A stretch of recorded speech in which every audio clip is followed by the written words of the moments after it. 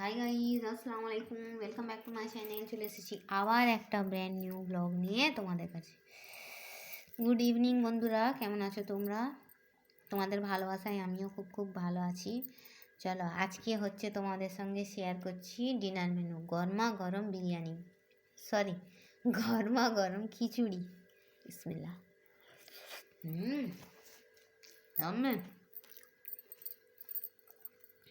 শীতের রাতে খিচুড়ি, এখানে হচ্ছে ডিম ভাজা, এখানে হচ্ছে একটু স্যালাড দিয়ে এইভাবে মাখিয়ে লঙ্কা পেঁয়াজ টমেটো দিয়ে একদম ফার্স্ট বাইট, জমে ক্ষীর। হুম হুম হুম ফার্স্ট